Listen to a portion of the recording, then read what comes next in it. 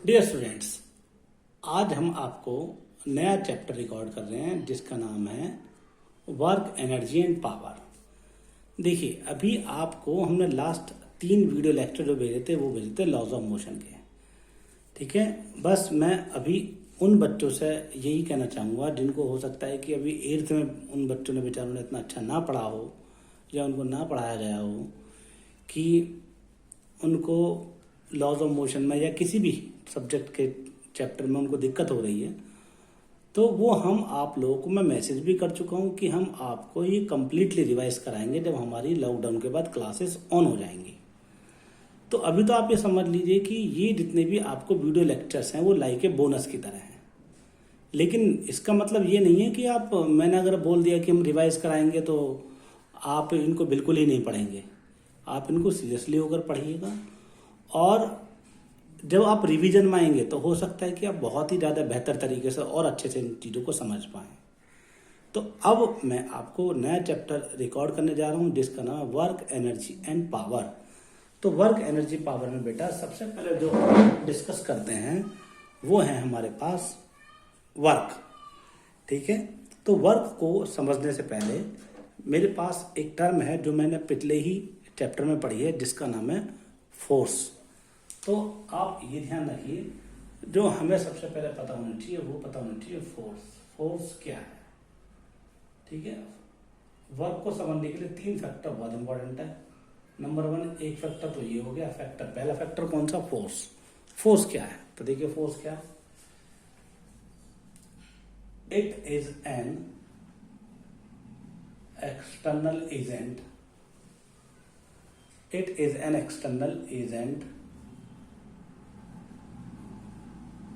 which can be change the position,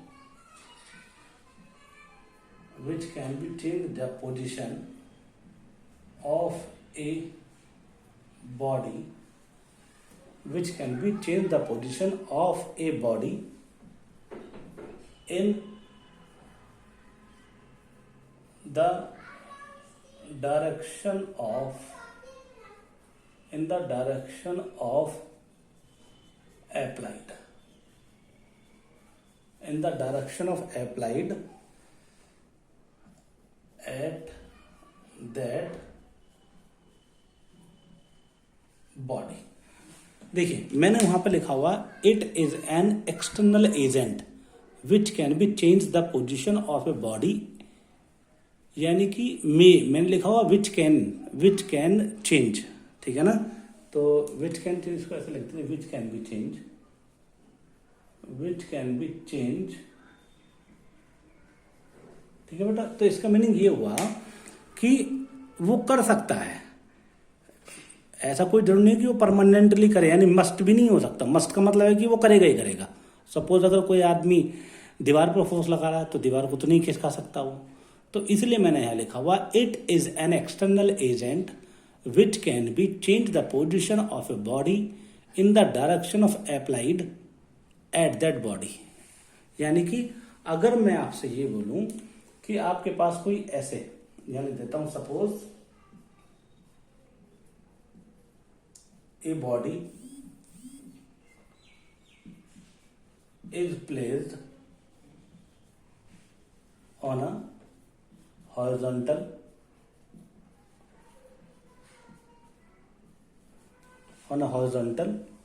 frictionless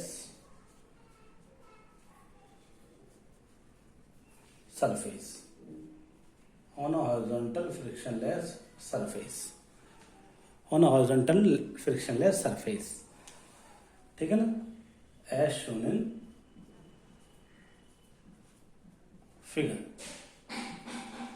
as shown in figure। तो ये मैंने आपके पास है फिगर बना दिया ऐसे, और एक हॉरिजॉन्टल सरफेस है। ठीक है बेटा, इस हॉरिजॉन्टल सरफेस पे हमने ऑब्जेक्ट को ऐसे रख दिया, एक बॉडी को हमने रख दिया। ठीक है, और मान लीजिए उस पर ऐसे फोर्स लग रही है एफ। अगर उस पर ऐसे फोर्स लग रही है तो सपोज वो यहाँ आ जाती है।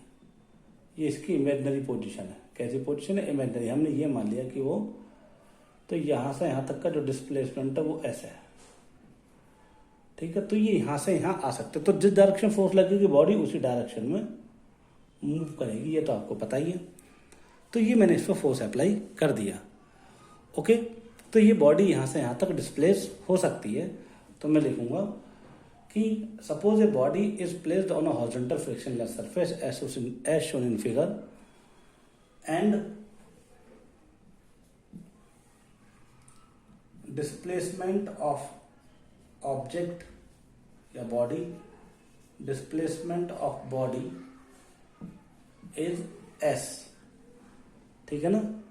ये यहां से यहां तक का डिस्प्लेसमेंट एस हो गया in the direction of force, in the direction of force. तो ये हमने आपको क्या कर दिया, बॉडी पर फोर्स लगा दिया और ये डिस्प्लेसमेंट एस हो गया, ठीक है। लेकिन ऐसा भी हो सकता था कि डिस्प्लेसमेंट ना होता, क्योंकि मान लीजिए अगर ये बहुत ज़्यादा भारी होता तो बहुत ज़्यादा फोर्स की जरूरत पड़ती। तो फोर्स क्या कर सकती है, किसी बॉडी की पोजीशन में किसी बॉडी की पोजीशन को चेंज कर सकती है, ठीक है ना। तो ये क्या होती है, फोर्स। अब मैं लिखूंगा इट्स यूनिट किसकी, मतलब फोर्स की। इट्स यूनिट इज न्यूटन, क्या होती है, newton in MKS, newton in MKS and dyne in CDS, ठीक है ना। और एक न्यूटन जो होता है वो होता है, एक न्यूटन इक्वल होता है बेटा, ध्यान रखना, 10⁵ डाइन, ठीक है बेटा। तो ध्यान रखना, एक न्यूटन किसके होता है, 10⁵ डाइन। ये आपके पास फोर्स है, ओके। तो ये मैंने आपके बताया फोर्स के बारे में, ओके। अब जैसी फोर्स आ जाएगा और बॉडी डिस्प्लेस हो जाएगी या डिस्प्लेस ना भी होगी, तब इसके एक और नई टर्म आएगी जिसका नाम क्या है, जब बॉडी एक जगह से दूसरी जगह जाएगी तो क्या आएगा, डिस्प्लेसमेंट। और डिस्प्लेसमेंट को मैं आपको डिफाइन कर चुका हूँ पहले से ही। तो ये आपके पास क्या है, फोर्स। अब बात करते हैं किसकी बेटा, वर्क डन की। डिस्प्लेसमेंट आप जानते ही हैं, तो पहला फैक्टर क्या था, फोर्स, और दूसरा फैक्टर क्या, डिस्प्लेसमेंट। अब बात करते हैं किसकी बेटा, वर्क की। वर्क क्या होता है, तो देखिए वर्क क्या होता है। वर्क को डिफाइन करते हैं, मैं इसको ऐसे लिख देता हूं थोड़ा सा। वर्क को कैसे डिफाइन करोगे,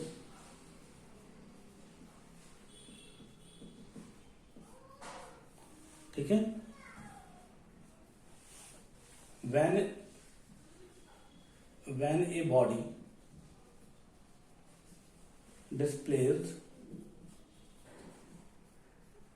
a body displaced from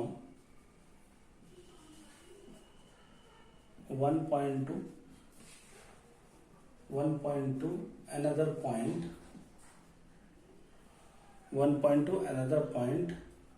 under the action of force, under the action of an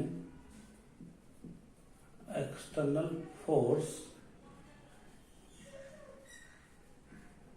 under the action of external force, ठीक है। मैंने क्या बोला, when a body displaced from one point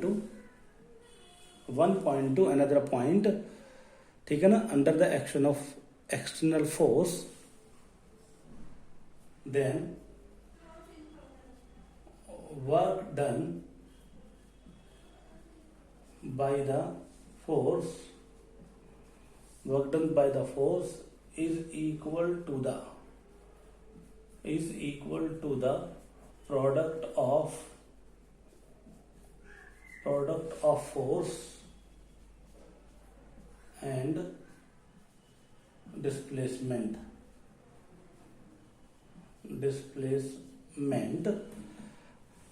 ठीक है ना। मैंने क्या बोला, अगर एक बॉडी एक पॉइंट से दूसरे पॉइंट पे जाती है, तो अब आप देखिए, जब वो एक पॉइंट से दूसरे पॉइंट पे जाएगी तो एक्सटर्नल फोर्स क्या करेगी, वो उसको एक पॉइंट से दूसरे पॉइंट पे खिसका देगी। तो वर्क डन क्या होगा, work done by the force होगा equal to the product of force and displacement. ठीक है, तो मैं लिख सकता हूं suppose a body displaced, suppose a body is displaced from point A to point B under the action of an external force F as shown in figure। as shown in figure देखिए कैसे, अगर मैं आपसे बोलता हूं कि एक body यहां से यहां पर डिस्प्लेस हो गई, ठीक है, यहां से डिस्प्लेस हो गई हो, ये यहां से डिस्प्लेस हो गई, ओके, ये इसकी क्या पोजीशन ए है और ये क्या इसकी पोजीशन बी है, और यहां से यहां तक का जो डिस्प्लेसमेंट है वो क्या एस। अब फोर्स की डायरेक्शन ऐसे है और डिस्प्लेसमेंट की डायरेक्शन भी ऐसे है। ठीक है बेटा, तो जिधर फोर्स लगेगा बॉडी उधर ही मूव करेगी। ये पहले यहां था, अब ये वहां पहुंच गया, तो मैंने क्या बोला, नाउ वर्क इक्वल क्या होगा, वर्क इक्वल होगा फोर्स इनटू डिस्प्लेसमेंट। क्या होगा बेटा, फोर्स इक्वल टू वर्क क्या होगा, फोर्स इनटू डिस्प्लेसमेंट, तो वर्क क्या होगा डब्ल्यू, डब्ल्यू इक्वल फोर्स क्या होगा एफ और डिस्प्लेसमेंट क्या होगा एस। तो ये आपके पास फॉर्मूला बन जाएगा। ठीक है, यहाँ डिस्प्लेसमेंट क्या एस है, ये एफ क्या यहाँ पर फोर्स, जबकि एस का यहां पर डिस्प्लेसमेंट है।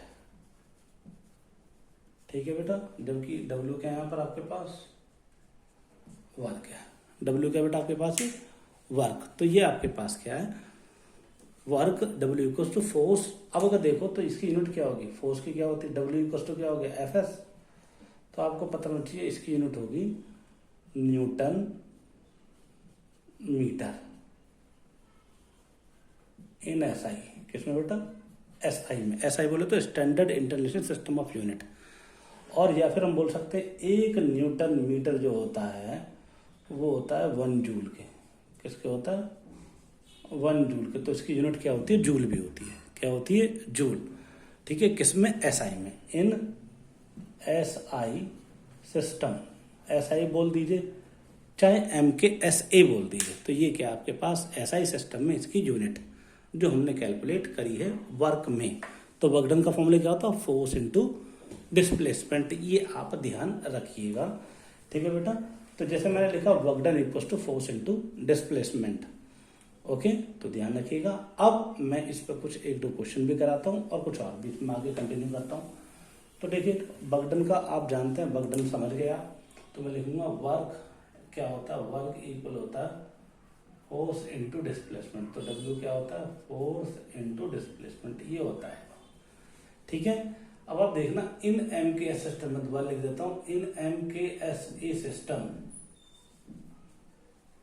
इसकी यूनिट क्या होती है न्यूटन मीटर, या फिर क्या होती है जूल, क्या होती है जूल। और in CGS system, in CGS system में जो यूनिट होती है वो होती है इनकी क्या डाइन सेंटीमीटर।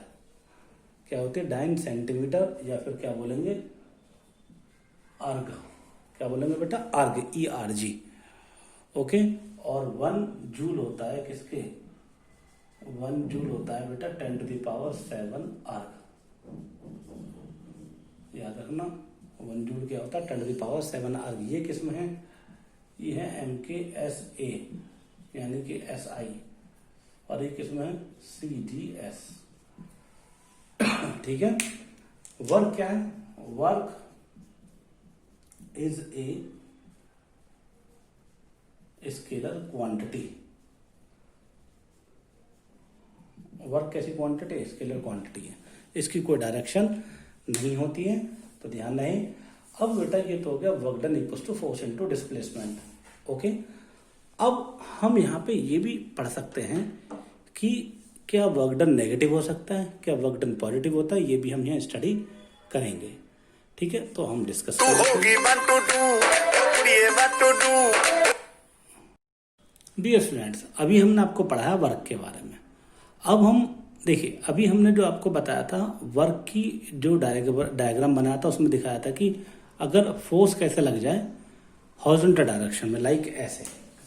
तो देखिए, हमने आपको बताया था इस तरीके से कि आपके पास एक ऑब्जेक्ट ऐसे रखा हुआ और फोर्स ऐसे लग गई F और बॉडी यहाँ आ गई। तो इसका मतलब क्या हुआ कि बॉडी यहाँ थी, वो यहाँ पहुंच गई, तो डिस्प्लेसमेंट भी ऐसे ही हुआ है। ये क्या थी, पोजीशन A थी, ठीक है, ये क्या थी, पोजीशन A, और ये क्या, पोजीशन B। लेकिन बेटा हमेशा कभी ऐसा नहीं हो सकता कि फोर्स ऐसे ही लगे। कोई हो सकता है कि फोर्स ऐसे लगाए, हो सकता है कि कोई फोर्स ऐसे अप्लाई करे थीटा एंगल पर। कितना एंगल पर, थीटा एंगल पर। तो बेटा यह ध्यान रखना, ये F है, क्या है ये, F। और डिस्प्लेसमेंट बॉडी का ऐसे ही होगा, ठीक है ना। तो ध्यान रखना, अगर फोर्स और डिस्प्लेसमेंट के बीच एंगल थीटा होता है तो लिखेंगे if force makes an angle,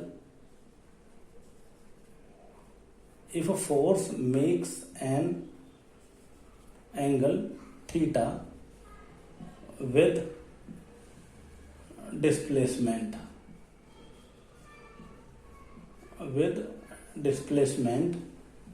then in this condition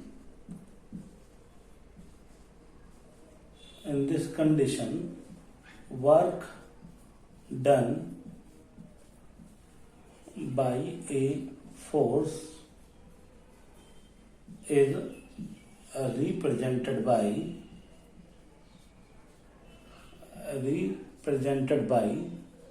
W equal, क्या होगा बेटा, W equal force into S और इंटू कॉस थीटा, ये आपके पास आएगा। ठीक है बेटा, ध्यान रखना, थीटा का यहाँ पर ये आपके पास डिस्प्लेसमेंट और फोर्स के बीच का एंगल है। ओके बेटा, तो अब यहाँ पर वर्क डन क्या है, Fs cos थीटा। और अगर मैं इसकी बात करूं तो इस कंडीशन में वर्क डन क्या था, इस कंडीशन में वर्क डन था कितना, F इंटू एस। ठीक है, और अगर इस कंडीशन की बात करूं तो वर्क डन ये होगा। अब अगर ये होगा वर्क डन, तो वर्क डन की हम सिचुएशन काउंट करेंगे कि मतलब सिचुएशन देखेंगे वर्क डन कहाँ नेगेटिव हो सकता है, कहाँ वर्क डन 0 हो सकता है, और ये एंगल थीटा है। ये एंगल कितना बेटा, थीटा है। और मैं लिख देता हूं F थीटा क्या, where theta is angle between force and displacement. ये मैं ऊपर भी लिख चुका हूं, ठीक है ना, लेकिन कोई बात नहीं, मुझे लिखने में कोई आपत्ति नहीं है, फोर्स एंड डिस्प्लेसमेंट है। तो अब हम क्या करेंगे, कंडीशंस पढ़ेंगे वर्क डन की, कहाँ नेगेटिव हो सकता है और कहाँ। बहुत इंपॉर्टेंट फॉर्मूला याद रखिएगा, W इक्वल टू क्या होता है, Fs cos थीटा, अगर थीटा है डिस्प्लेसमेंट और फोर्स के बीच में। ठीक है, तो अब हम चलते हैं condition of negative and positive. तो लिखेंगे condition of positive and negative work, ये हम पढ़ेंगे। Condition of positive and negative, ये हम इसका डिस्कस करेंगे। ठीक है बेटा, ये ध्यान से देख लीजिएगा। ये हम डिस्कस क्या करेंगे, condition of positive and negative work. तो कंडीशन ऑफ पॉजिटिव और नेगेटिव वर्क की कंडीशन क्या, देखिए बेटा, अगर मैं condition of positive and negative work की बात करता हूं तो ये देखिए, लिखेंगे because we know that work done का फॉर्मूला क्या होता है, Fs cos थीटा। क्या होता है, Fs cos थीटा। कब, अगर मान लीजिए फोर्स ऐसे लगी हो और ये एंगल कितना हो, थीटा, और डिस्प्लेसमेंट ऐसा हो और फोर्स ऐसा हो। ठीक है बेटा, और एंगल कितना, थीटा। अब आप खुद सोचिए, अगर मैं पहली कंडीशन लेता हूँ, फर्स्ट कंडीशन, अगर मैं आपसे बोलूँ कंडीशन ये है कि फोर्स भी इधर लग रही है और डिस्प्लेसमेंट भी इधर है, तो इसका मतलब इन दोनों के बीच कितना एंगल है, इन दोनों के बीच जो एंगल है वो है 0 डिग्री। क्या बेटा ये 0 डिग्री, तो cos 0 थीटा की वैल्यू यहाँ पुट कर सकते हैं। तो जो वर्क का फॉर्मूला आएगा WOR के वर्क इक्वल आएगा F इंटू एस और cos 0, तो W की वैल्यू क्या है F इंटू एस और cos 0 की वैल्यू क्या होती है बेटा, cos 0 की वैल्यू होती है 1। क्या होती है 1, तो यहाँ पर 1 लग देंगे, तो वर्क डन का फॉर्मूला क्या हो जाएगा FS। तो ये क्या आया, ये आपके पास है पॉजिटिव वर्क। क्या है बेटा ये, it is called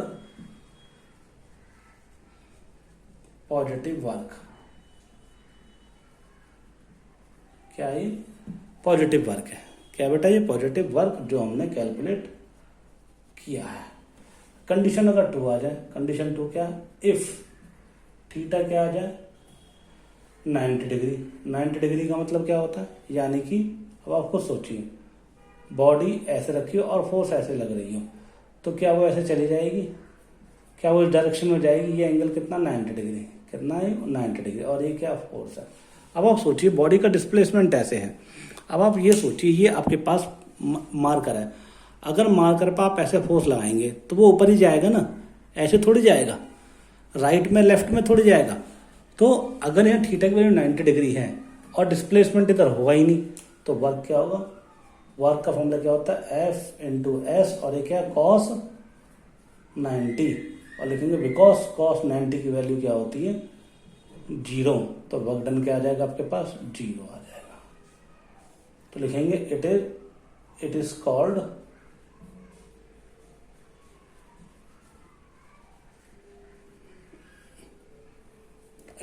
called zero work. क्या बोलेंगे बेटा इसको, 0 वर्क। अब कंडीशन तीसरी आती है। तीसरी कंडीशन क्या आती है, इफ थीटा इक्वल टू कितना हो जाए 180 डिग्री। कितना हो जाए 180 डिग्री। 180 डिग्री बोले तो यार ऐसे कि आपके पास बॉडी का डिस्प्लेसमेंट तो ऐसे हो रहा है लेकिन फोर्स ऐसे लग रही है। इसका मतलब क्या हुआ, इनके बीच जो एंगल अब आके आ गया वो आ गया 180 डिग्री। कितना आ गया 180 डिग्री। तो वर्क डन का फॉर्मूला क्या होता है, वर्क डन का फॉर्मूला होता है FS और cos थीटा, और थीटा कितना है यहाँ पर 180, तो लिख देंगे W इक्वल्स टू FS और cos 180, और लिखेंगे बिकॉज cos 180 की वैल्यू जो होती है वो होती है -1। क्या होती है -1 होती है। cos 180 की वैल्यू -1, तो जो वर्क का फॉर्मूला आ जाएगा वो आ जाएगा -FS। क्या आ जाएगा बेटा वो -FS। तो लिखेंगे इट इज कॉल्ड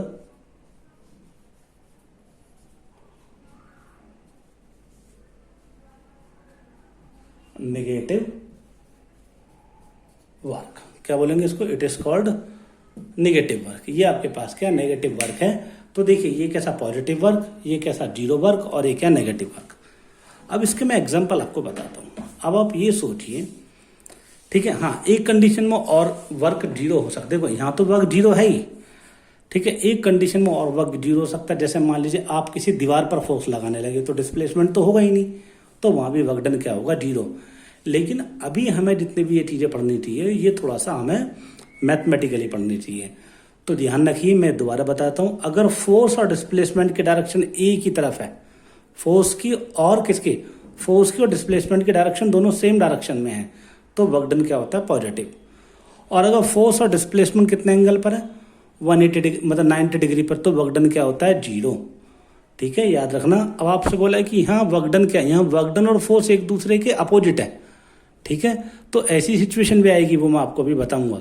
तो वर्क डन और फोर्स और डिस्प्लेसमेंट यहाँ एक दूसरे का अपोजिट है, तो इसलिए वर्क डन क्या आ गया नेगेटिव। तो ये कैसा नेगेटिव, ये पॉजिटिव, ठीक है, ये आपके पास पॉजिटिव, ये 0, ये नेगेटिव, और ये आपके पास आ गया पॉजिटिव। बहुत इंपॉर्टेंट कॉन्सेप्ट है वर्क के बारे में। अब मैं उसको इसके डेली लाइफ के आपको कुछ एग्जांपल देता हूँ। अब आप सोचिए कि आपसे कोई बोलने लगे कि एक कुली है, कुली मतलब जो अपने सर पर स्टेशन पर वेट लेके चल रहा है। तो अब आपसे कोई बोले कि कुली ने कितना वर्क डन किया, तो मैं अब आपको बता रहा हूं। तो देखिए, work done by a coolie, work done by a coolie हम निकालना चाहते हैं। चलो मैं थोड़ा बड़ा लिख देता हूँ, क्या लिख देता हूँ, वर्क डन बाय ए कुली,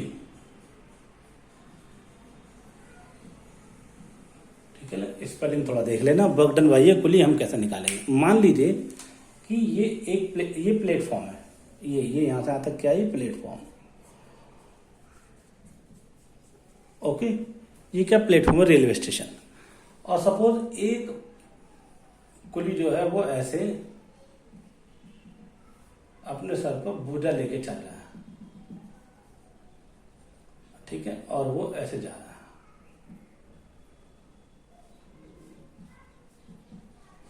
इस डायरेक्शन में जा रहा है, ठीक है बेटा।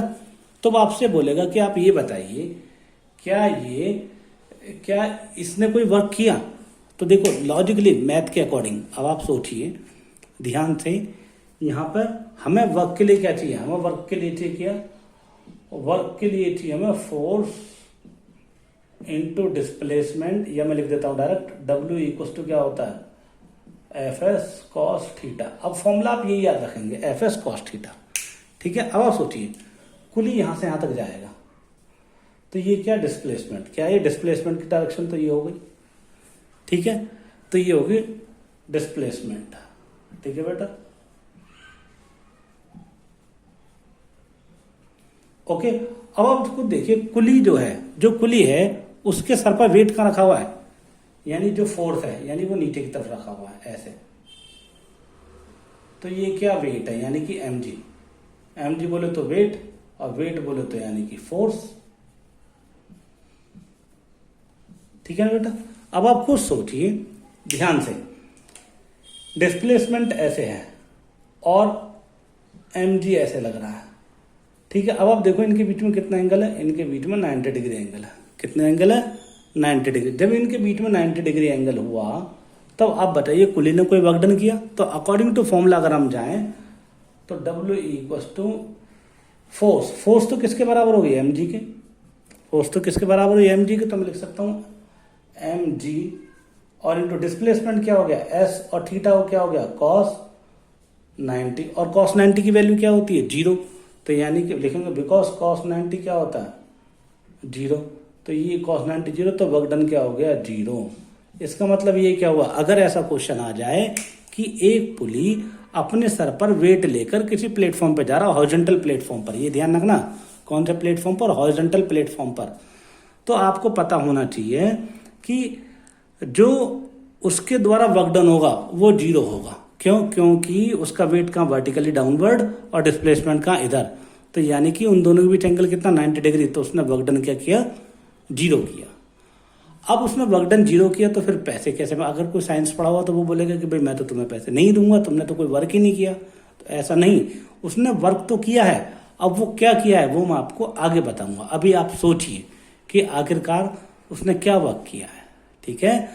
तो फिर आप ध्यान रख लीजिए अच्छे से सोच समझकर कि अगर कोई कुली अपने सर पर वेट लेकर हॉरिजॉन्टल प्लेटफॉर्म पर जाता है तो उसके द्वारा work done according to science 0 है, ठीक है ना। लेकिन फिर उसको कुछ और भी वर्क डन करना पड़ रहा होगा, वो मैं अभी आपको यहाँ डिस्कस नहीं करूंगा, थोड़ा सा आगे बढ़कर डिस्कस करूंगा। तो अब देखिए वर्क डन ये आपके पास आया, ठीक है। अभी पुली का एक एग्जाम्पल था। दूसरा अब चलते हैं किसमें, हम बात करते हैं किसकी, कि work done by different forces. तो ये है वर्क डन बाय फोर्सेस, ठीक है। तो ये ध्यान रखना, वर्क डन बाय फोर्सेस बड़ा अच्छा एग्जांपल है, आप इसको ध्यान से देखिएगा। जब आपको ये समझ आ जाएगा तो आपको क्लियर हो जाएगा, ठीक है बेटा। तो वर्क डन बाय फोर्सेस कैसे करेंगे, देखिए अगर मान लीजिए कि मान के लीजिए अभी आपने पढ़ा है कि आपके पास फोर्स मतलब किसी ऑब्जेक्ट पर फोर्स ऐसे लगी और डिस्प्लेसमेंट भी ऐसे ही हो गया। लेकिन सपोज अगर मान लीजिए आपसे बोला जाए कि एक बॉडी ये ऐसे है, ये एम मास की बॉडी है, और इस पर एक फोर्स ऐसे लग रही है F, ठीक है, और इस पर फोर्स एक ये भी लग रही है mg, और इस पर फोर्स क्या लग रही है, नॉर्मल रिएक्शन, ये भी लग रही है, आपको पता होनी चाहिए। ये मैं आपको न्यूटन्स लॉ ऑफ में बता चुका हूँ, न्यूटन्स लॉ ऑफ मोशन में। तो ये क्या है, ये कौन सी फोर्स है, gravity force.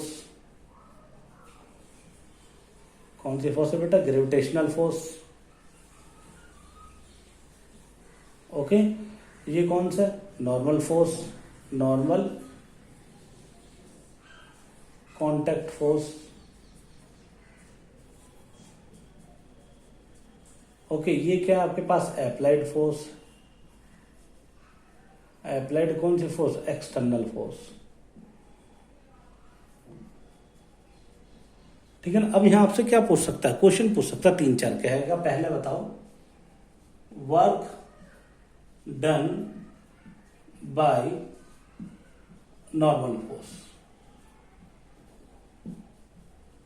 Work done by normal force, ये आपको पूछ रहा है, ठीक है ना। बॉडी इधर ही जा सकती है, ध्यान रखना, तो डिस्प्लेसमेंट तो इधर ही है। ओके, अब बताइए कि work done by normal force कितना होगा। अब आप खुद देखिए, नॉर्मल भी तो एक फोर्स है, तभी तो मैंने लिखा वर्क डन बाय फोर्सेस। तो अब आप देखिए यहाँ पर वर्क डन किसको करना पड़ रहा है, नॉर्मल को भी, mg, क्योंकि किसी भी ऑब्जेक्ट में हम जितनी भी फोर्सेस लग रही हैं हम उन सबका वर्क डन देखेंगे।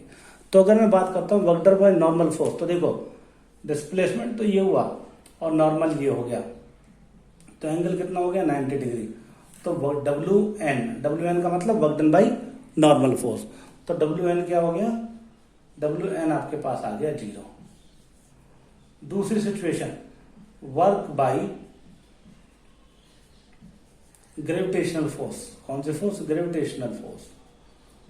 तो बेटा ग्रेविटेशनल फोर्स में वर्क डन क्या आ जाएगा, 0। तो कैसे लिखोगे, W, क्योंकि डिस्प्लेसमेंट कहाँ, इधर, और mg का डाउनवर्ड, तो इसके बीच में एंगल कितना है, 90 डिग्री। तो WMG कितना आ जाएगा, वो भी 0 होगा, ठीक है, वो भी 0 होगा।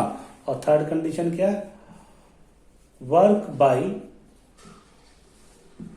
एक्सटर्नल फोर्स, एक्सटर्नल फोर्स, तो वो तो 0 नहीं होगा, क्योंकि ये दोनों कितने एंगल पे लग रहे हैं, 0 डिग्री पर। तो लिखेंगे W इक्वल टू कितना होगा, FS cos थीटा, और थीटा क्या है यहाँ पे, 0 डिग्री, तो वर्क डन क्या आ जाएगा, FS। तो ये कितने की है, अप्लाइड फोर्स में।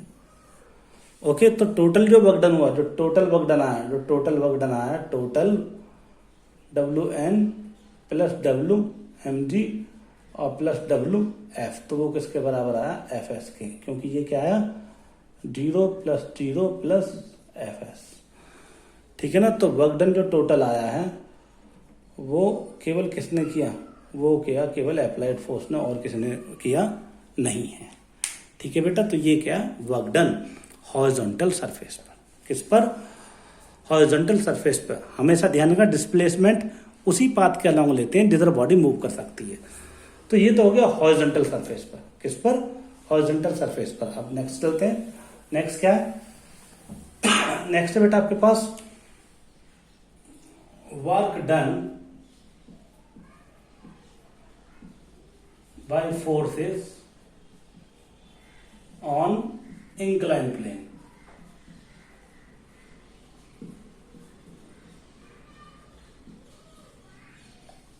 इंक्लाइंड प्लेन ये आपके पास है, वर्क डन बाय फोर्सेस किसका, इंक्लाइंड प्लेन। तो देखिए कैसे, मान लीजिए एक ऑब्जेक्ट यहां रखा हुआ है ऐसे, ये एंगल कितना, थीटा। अब ऑब्जेक्ट कैसे रखा हुआ, ऐसे। ओके, आप अच्छी तरह जानते हैं, अरे जैसे आपके मान लीजिए कॉलोनी में कोई पार्क वगैरह हो, और पार्क में क्या लगा होता है आपके पास, इस तरीके से एक फिसलने वाला यानी स्लाइडिंग वाला लगा होता है। ये क्या आपके पास फिक्स्ड है, क्या ये आपके पास फिक्स्ड है। तो ब्लॉक कहाँ आ सकता है, नीचे की तरफ को। तो ब्लॉक का जो डिस्प्लेसमेंट है वो किधर हो सकता है, ब्लॉक का डिस्प्लेसमेंट ऐसे हो सकता है। तो ये डिस्प्लेसमेंट हो गया, क्या हो गया, ये displacement.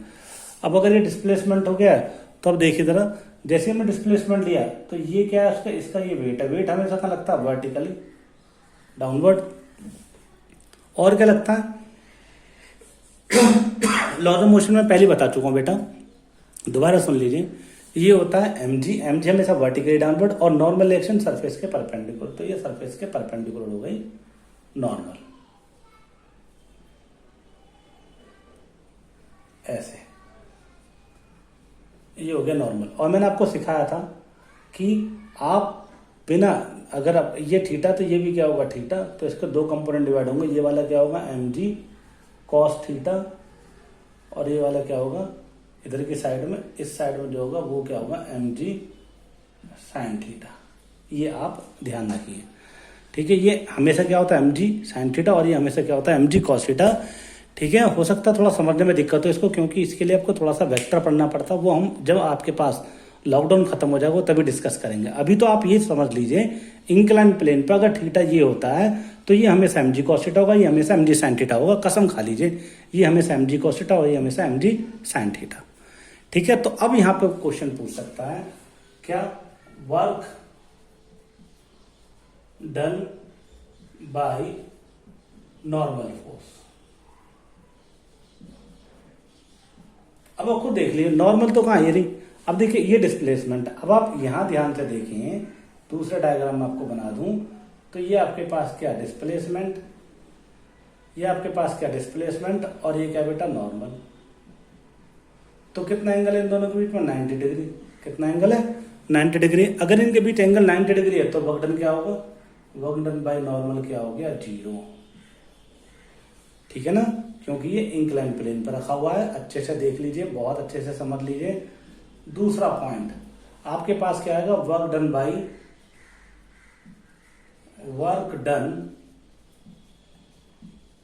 By M G cos theta. अब आप देख लीजिए ध्यान से, अगर आप इस दूसरे डायग्राम को ऐसा बनाएं तो ये आपके पास क्या है, ब्लॉक ऐसे है तो डिस्प्लेसमेंट ऐसे है और एम जी कॉस थीटा ऐसे है, तो एम जी कॉस थीटा।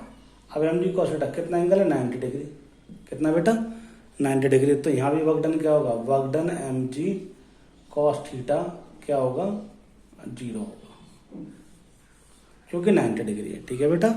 और अगर मैं मान लेता हूं कि थर्ड यानी कि एम जी साइन थीटा, तो थर्ड कंडीशन में देखिए तो ये आपके पास ऐसे है, तो ये हो गया आपके पास डिस्प्लेसमेंट और इधर ही डायरेक्शन में हो गई फोर्स। तो इसका मतलब इन दोनों के बीच तो एंगल कितना 0 डिग्री है, कितना बेटा 0 डिग्री है। तो इसका मतलब जो वर्क डन आएगा वो आएगा W equals to M G sine theta कितना इंटू एस। तो ये आपके पास आंसर आएगा टोटल वर्क डन। ये भी 0 हो गया, ये भी 0 हो गया, ये 0 नहीं होगा, तो वर्क डन आपके पास आ गया M G sine theta into S, ठीक है। तो ये आपके पास आ गया वर्क डन अगर वो स्लोली स्लिप कर रही है।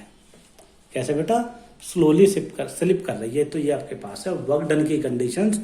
तो वर्क डन कहाँ कैसे होना है बहुत अच्छे से ध्यान से सुनिएगा और समझिएगा। ये मैंने आपको बताया वर्क डन के बारे में, ठीक है। अब कुछ हम इसके थोड़े से न्यूमेरिकल लेते हैं। न्यूमेरिकल क्या, देखिए क्वेश्चन सिंपल आ सकता है, सिंपल क्वेश्चन आता है बिल्कुल एकदम। इसका सिंपल क्वेश्चन कैसे होता है एग्जाम्पल के जरिए समझाता हूँ, देखिए कैसे हो सकता है। सिंपल क्वेश्चन ये हो सकता है कि find the work done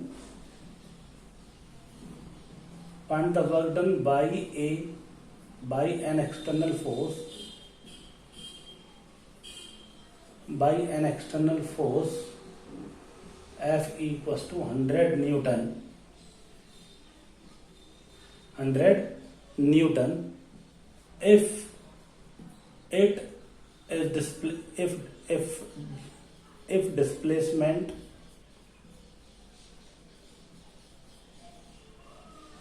of the body is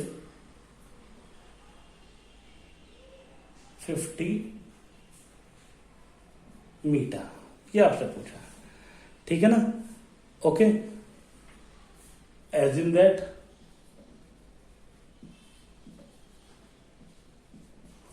the direction of force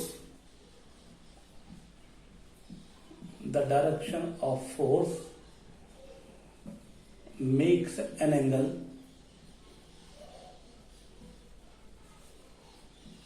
theta equals to 60 degree with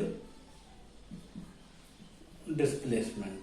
ये आपके पास क्वेश्चन गिवन है, ठीक है बेटा, तो ये अब आप इसको आराम से सॉल्व कर सकते हैं। देखिए सॉल्यूशन कैसे करेंगे, सॉल्यूशन ये है, लिखेंगे बिकॉज वर्क का फॉर्मूला क्या होता है, force into displacement cos theta, ये आपके पास होता है।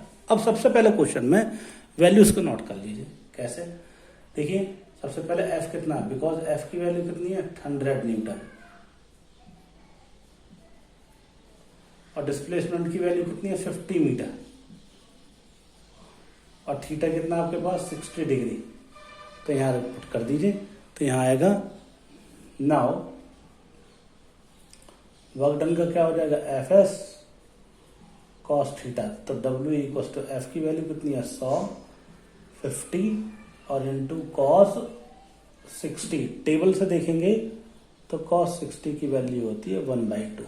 क्या होती है 1/2। तो यहाँ पर वर्क डन का फॉर्मूला क्या आता है 100 इंटू 50 इंटू 1/2। तो ये आ जाएगा कितना 50 तो कितना आ जाएगा 5 पंजे 2500। तो यानी कि वर्क का फॉर्मूला क्या है 2500 जूल। कितना बेटा 2500 जूल। ये आपके पास आंसर आ गया है।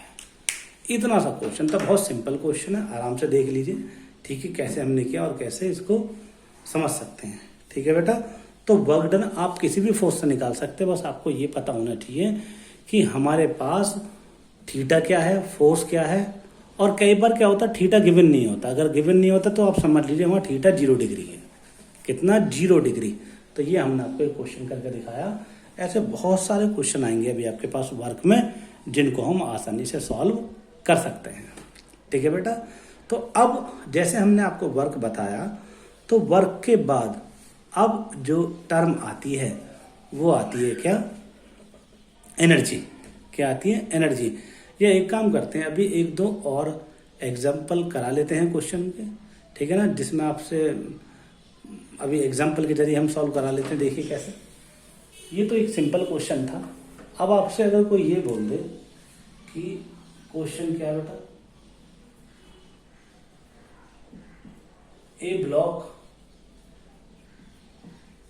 of mass m equals to 10 kilogram it sliding slowly on a smooth inclined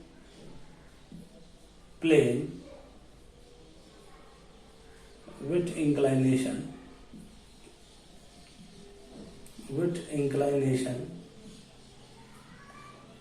is 30 degree. Find the work by number 1 normal force, number 2 by तो लिख दिया normal force by gravitation force, by gravitation force. ये आपसे question पूछेगा और बोलेगा take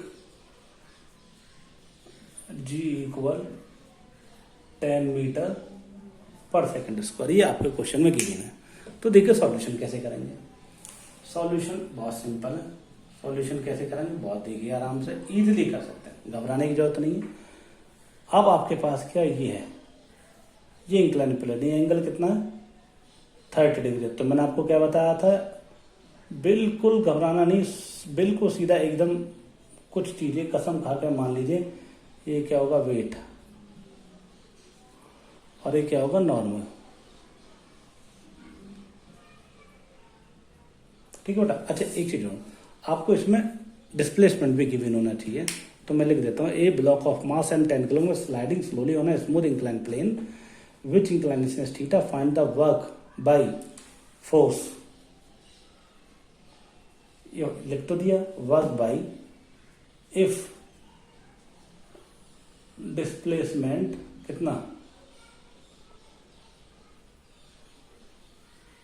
30 metre, कितना हो बेटा 30 मीटर। तो हम डिस्प्लेसमेंट 30 मीटर मान लेते हैं। इफ डिस्प्लेसमेंट कितना 30 मीटर।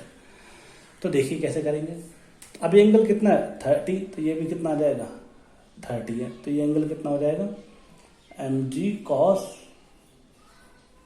30। एक काम कर लेते इसको 20 मान लेते, कभी कंफ्यूज हो जाओ कि यहाँ भी 30 है, ये 20 मीटर मान लेते हैं। कितना मीटर? 20। तो mg cos 30 और ये क्या आ जाएगा? mg sin 30। और डिस्प्लेसमेंट इधर हो रहा है कितना? s की वैल्यू 20 मीटर। कितना बेटा? 20 मीटर। अब आप देखो ध्यान से, पहले डायग्राम में अगर नॉर्मल फोर्स में जाओगे तो नॉर्मल में ये क्या होगा? ये देखिए, ये आपके पास क्या डिस्प्लेसमेंट तो ऐसे है, कितना? s equal to 20। ठीक है बेटा, s इक्वल टू 20 ऐसे, और जबकि नॉर्मल कैसे है?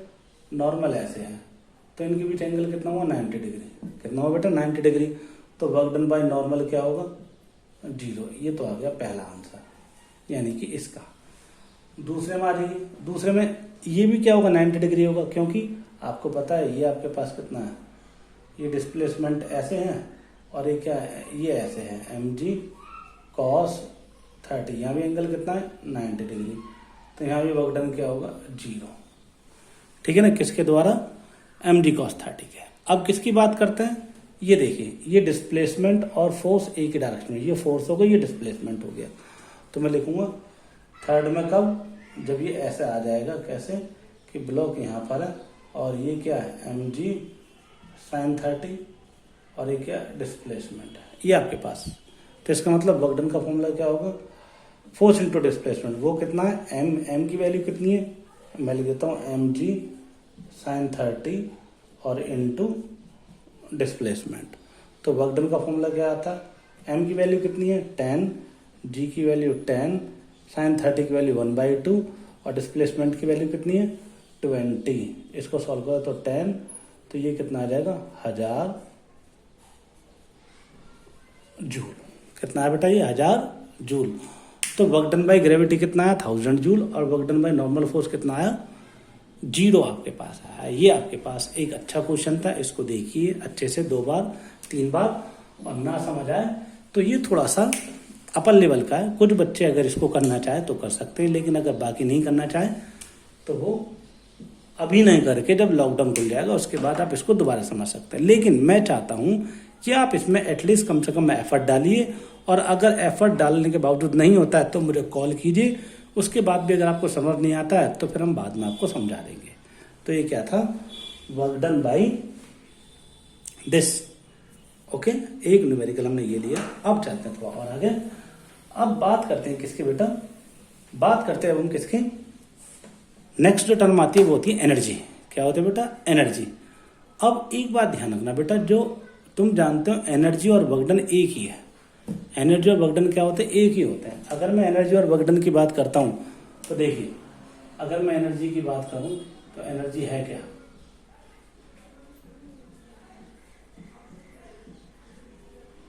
एनर्जी क्या है? Energy is the form of work done.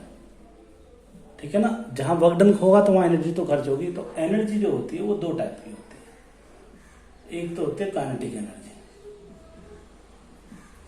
कौन सी एनर्जी बेटा? Kinetic energy. और एक क्या होती है? Potential energy.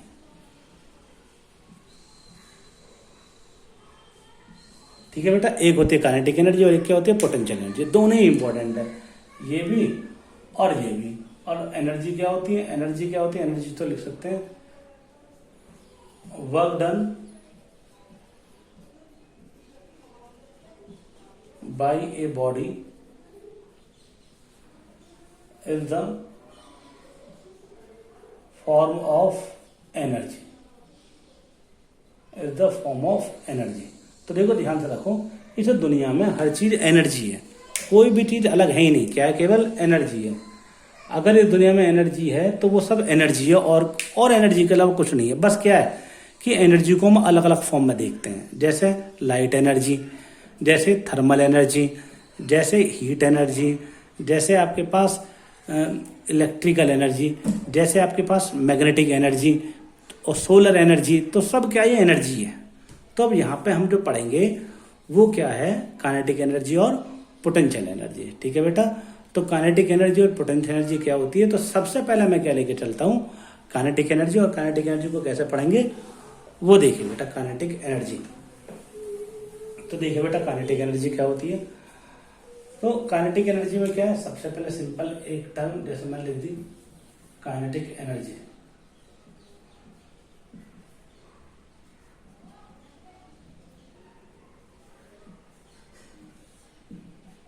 काइनेटिक एनर्जी क्या होती है, काइनेटिक एनर्जी सिंपल है, due to the motion of a body, energy define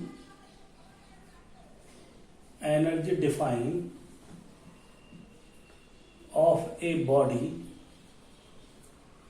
energy define of a body due to its motion, is called kinetic energy.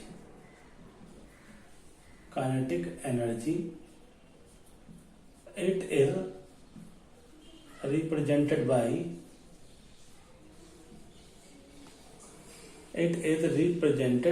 by K। किससे दिखाते हैं, K से। Okay, अब kinetic energy ये K से हम represent करते हैं। अब वो क्या होती है वो मैं आपको बताता हूँ। लेकिन suppose a body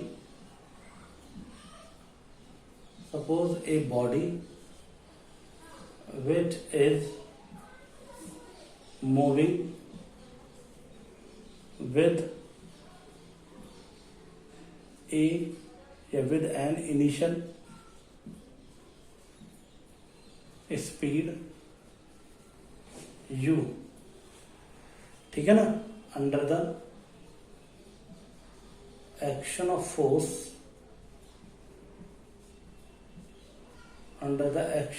force F and final velocity acquired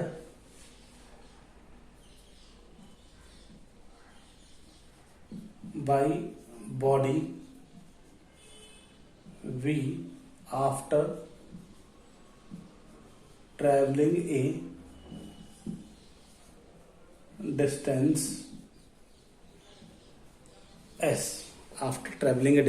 S, ये हमने लिखा है। ओके, आफ्टर ट्रेवलिंग ए डिस्टेंस S, मैं लिख देता हूं ब्रैकेट में, assume that force and displacement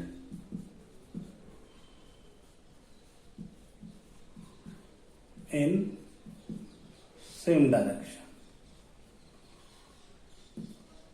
direction का मतलब थीटा की वैल्यू क्या होगी, 0 डिग्री।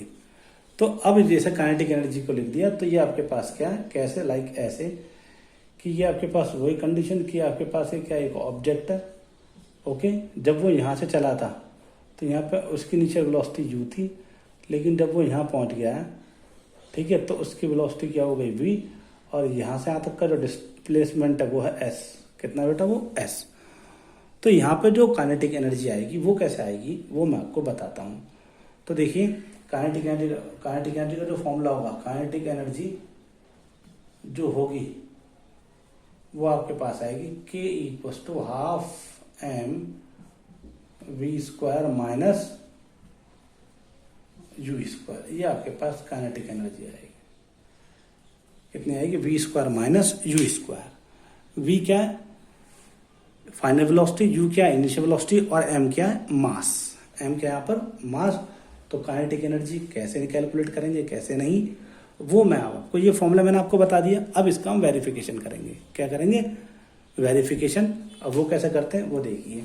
ये मैं दोबारा सब कुछ नहीं लिखूंगा। तो ये काइनेटिक एनर्जी का फॉर्मूला होता है। तो चलते हैं अब इसका वेरिफिकेशन करने के लिए, यानी डेरिवेशन करने के लिए। तो लिखते हैं verification of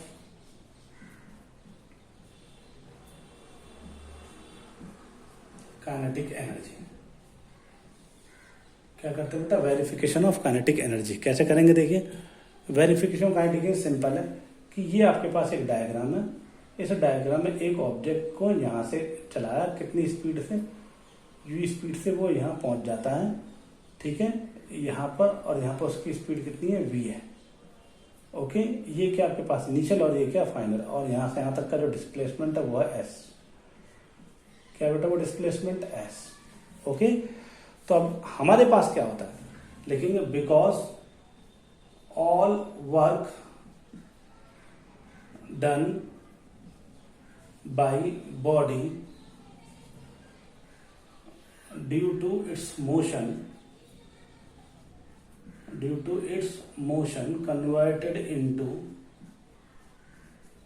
converted into kinetic energy.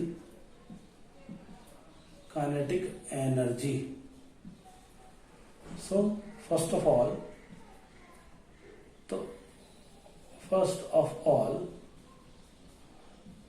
we can calculate work done. क्या निकालेंगे, वर्क डन। तो वर्क का फॉर्मूला क्या होता है, force into displacement, cos theta होता है। अब बिकॉज मैंने पहले बता दिया तो कॉस थीटा की वैल्यू क्या है, 0 डिग्री है। तो वर्क डन का फॉर्मूला क्या होता है, एफ एस, और ये इक्वेशन क्या है, 1। अब हमें क्या चाहिए, फोर्स चाहिए और एस चाहिए। तो लिखेंगे बिकॉज एफ का फॉर्मूला क्या होता है, एम ए। एफ का फॉर्मूला क्या होता है, M A, where m is mass of body and a is acceleration of body। ए क्या, एक्सेलरेशन ऑफ बॉडी। तो देखिए मैं फोर्स की वैल्यू यहां पुट करूंगा, लेकिन मुझे उससे पहले एक्सेलरेशन चाहिए, और एक्सेलरेशन क्यों आएगा, क्योंकि वेलोसिटी चेंज हो रही है। तो मैं लिखूंगा using third equation of motion। ये मैं आपको पहले ही पढ़ा चुका हूं, थर्ड इक्वेशन ऑफ मोशन। तो ये आपके पास क्या है, v square equal u square और प्लस 2as, ये होती है। तो इसको सॉल्व कर सकते हैं, यहां से हम e की वैल्यू निकाल सकते हैं। तो लिखेंगे v square minus u square equal to में कितना आ जाएगा, 2as। इसको इधर ले आए तो a की वैल्यू कितनी आएगी, a की वैल्यू आएगी v square minus u square upon 2s। ये आपके पास आ जाएगा, ठीक है। तो मैं क्या लिख सकता हूँ, ये आपके पास आ गया, a आ गया, क्या आ गया, या a। तो इस a की वैल्यू को मैं कहाँ पुट कर सकता हूँ, a की वैल्यू को मैं f में पुट कर सकता हूँ। किस में, f में। तो लिखूंगा बिकॉज एफ इक्वल टू क्या होता है, एम ए। कब, using Newton second law of motion. अब देखो बेटा ध्यान रखना, अब यहाँ पे थोड़ा सा, यहाँ पे पिछले चैप्टर्स का भी यूज हो रहा है। क्यों, क्योंकि जो फिजिक्स होता है ना, वो एक समुद्र की तरह होता है। समुद्र, बहुत बड़ा समुद्र, और छोटे छोटे टॉपिक यानी छोटे छोटे चैप्टर मिलके उसको बड़ा बना देते हैं। यानी जैसे छोटी छोटी नदियां कहाँ गिरती हैं, समुद्र में आकर। तो इस तरीके से फिजिक्स में क्या होता है, सारे छोटे छोटे चैप्टर मिलके एक जगह इकट्ठा होकर फिजिक्स को बहुत बड़ा बना देते हैं, क्योंकि वो सब एक जैसी ही टर्म है और एक जगह ही यूज होती हैं। ठीक है, तो ये आपके पास Newton second law of motion use है। तो एफ की वैल्यू कितनी आई, एफ और एम, और ए की वैल्यू कितनी है, ए की वैल्यू यानी कितनी, V square minus U square, और अपॉन में कितना आ जाएगा, 2s। ये आपके पास आ जाएगा। अब एस की मल्टीप्लाई इधर कर दो तो एफ एस किसके बराबर आ जाएगा, हाफ एम, और आ जाएगा V square minus U square. और एफ एस किसके बराबर है, एफ एस बराबर है डब्ल्यू के। तो लिखेंगे फ्रॉम इक्वेशन 1, तो ये क्या आ जाएगा, डब्ल्यू, और डब्ल्यू किस में कन्वर्ट हो जाएगा, यहाँ लिखा हुआ है all work done by the body due to its motion converted into kinetic energy. तो एफ एस किसके बराबर हो जाएगा, डब्ल्यू के, और ये आ जाएगा हाफ एम और V square minus U square. और डब्ल्यू किस में कन्वर्ट हो जाएगा, डब्ल्यू आपको कन्वर्ट हो जाएगा काइनेटिक एनर्जी में। तो यहाँ पे लिखेंगे डब्ल्यू किस में कन्वर्ट हो गया, काइनेटिक एनर्जी में। फॉर्मूला क्या आया, half M V square minus U square. ये आपके पास आ गया। तो काइनेटिक एनर्जी का जो फॉर्मूला आया वो क्या है, K equal to half M V square minus U square. ये आपके पास काइनेटिक एनर्जी का फॉर्मूला आ गया। ठीक है बेटा, बहुत इंपॉर्टेंट फॉर्मूला याद रख लीजिए। काइनेटिक एनर्जी का फॉर्मूला क्या होता है, half M V square minus U square. ये आपके पास मैंने आपको बताया है, ठीक है। अब हम चलते हैं इससे आगे। ये हमने काइनेटिक एनर्जी का वेरिफिकेशन करा दिया, आपको पेपर में पूछने के लिए आता है, तो अच्छे से डिस्कस और अच्छे से समझ लीजिए। अब हम कुछ कंडीशंस के साथ काम करेंगे। देखिए कैसे, कंडीशंस तो जरूर आते हैं फिजिक्स में, अगर कंडीशन ना हो तो वो फिजिक्स नहीं होता है। तो अब हम कंडीशंस के साथ काम करते हैं। कंडीशंस क्या है वो देख लीजिए। तो मैं लिख देता हूँ क्या, कंडीशंस के साथ काम करेंगे।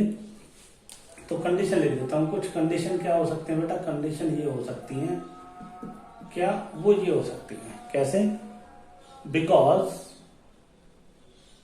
जो काइनेटिक एनर्जी होती है बेटा, क्या होता है, काइनेटिक एनर्जी होती है हाफ एम क्या होती है, V square minus U square. ये आपके पास काइनेटिक एनर्जी होती है, होती है नहीं होती है काइनेटिक एनर्जी। अब लिखेंगे condition number 1, if initial speed क्या हो जाए 0, इनिशियल स्पीड क्या हो जाए, इनिशियल स्पीड हो जाए यू की वैल्यू 0, तो काइनेटिक एनर्जी कितनी आ जाएगी, half M V square minus U square. तो काइनेटिक एनर्जी जाएगी हाफ एम वी स्क्वायर। तो काइनेटिक एनर्जी का फॉर्मूला आ जाएगा आपके पास हाफ एम वी स्क्वायर, ये आपके पास आ जाएगा। ठीक है बेटा, ये कंडीशन हमने आपको यहाँ बताई, काइनेटिक एनर्जी की वैल्यू क्या होगी। ओके, दूसरी कंडीशन क्या आ सकती है, दूसरी कंडीशन ये आ सकती है क्या बेटा, कि आपसे कोई बोले मोमेंटम। अब आपको कैसे, kinetic energy momentum relation, kinetic energy and momentum,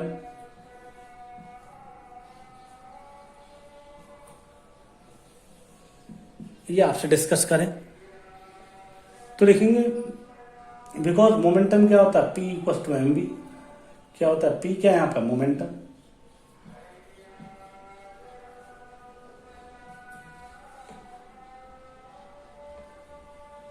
P क्या है यहाँ पर, मोमेंटम, और P की वैल्यू को हम ऊपर पुट कर सकते हैं। लिखेंगे नाउ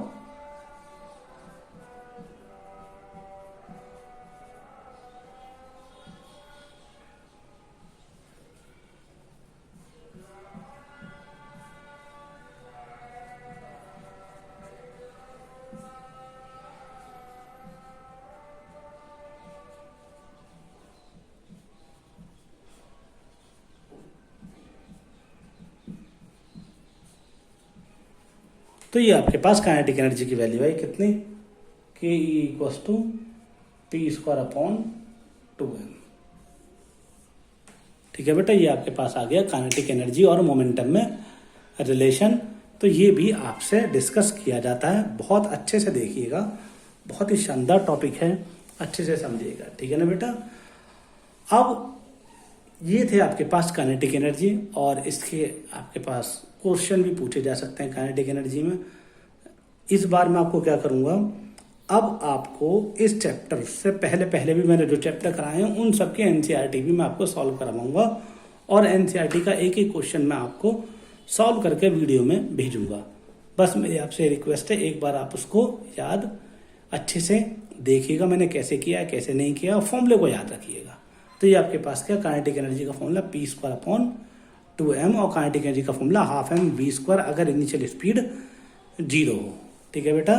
तो अब यहाँ पर और भी कुछ क्वेश्चन डिस्कस कर सकते हैं, जैसे न्यूमेरिकल के बेस पर। तो आज के लिए इतना ही काफ़ी है। Thank you very much.